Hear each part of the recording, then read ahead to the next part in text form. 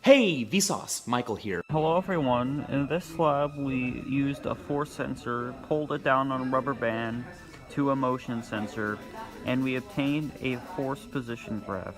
Using this, we took the integral of that on the interval to get work, which equals negative potential energy. Using the mass of the Barbie, assuming the band is massless, and gravity, we were able to calculate the height to drop it at, plus the height of the rubber band. Our total height is 0.8272 meters. Oh, hello again. I hear you're wondering about Hooke's Law and why does it not apply to this particular lab? The Barbie Lab. Well, I'll tell you. So Hooke's Law states that the farther you stretch your Hooke's Law object, like a band or a spring, the more force it experiences, and the less you stretch it, the less force it experiences. On a force position graph, this looks like a straight line. But for ours, Hooke's Law does not apply. So what does this mean? It means that the line of best fit is not a line, it's a curve. So that means for every stretch, if you stretch it more, then that doesn't necessarily mean that the force is just straight up going to increase. It means that it could depend on the band. So that's why it's imperative to graph this and use linear / whatever type of regression you use in order to find the equation, because we're probably not going to be able to find it if it doesn't apply Hooke's Law normally. We'd have to use regression. Thank you. Now, you may be asking, well, how are work and energy related? I can tell you. So, a closed system has a total energy. According to the conservation of energy, no energy can be created or destroyed. But you can add energy to a system, and that's called work. External work, which is what we're going to be talking about in this lab. So it's pretty easy.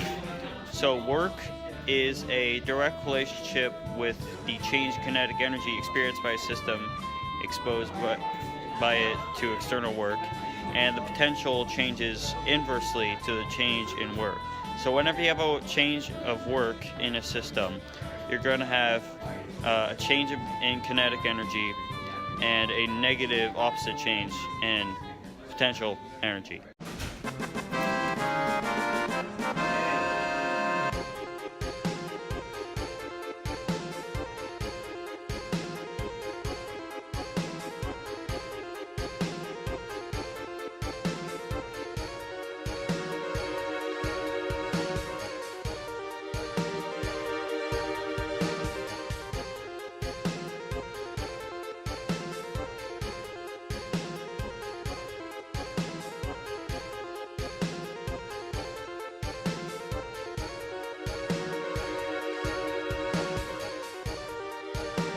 Hi, welcome back to the physics presentation.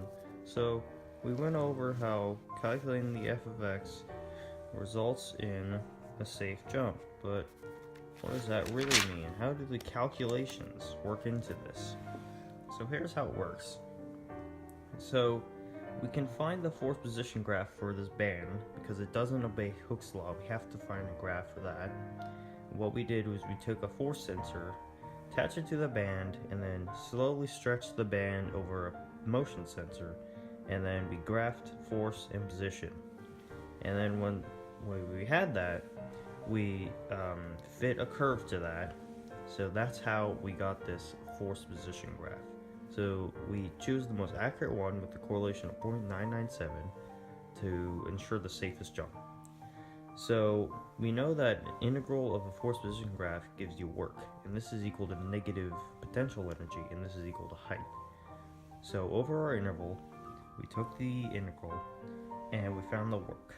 Now we set this to the negative potential energy, and then we could find height from that given the Barbie's mass, assuming the band is massless, and the gravitational constant. So factoring this height, we also have to factor in the height of the rubber band, which is 0.41 meters. So we add that up and we get 0.8272 meters.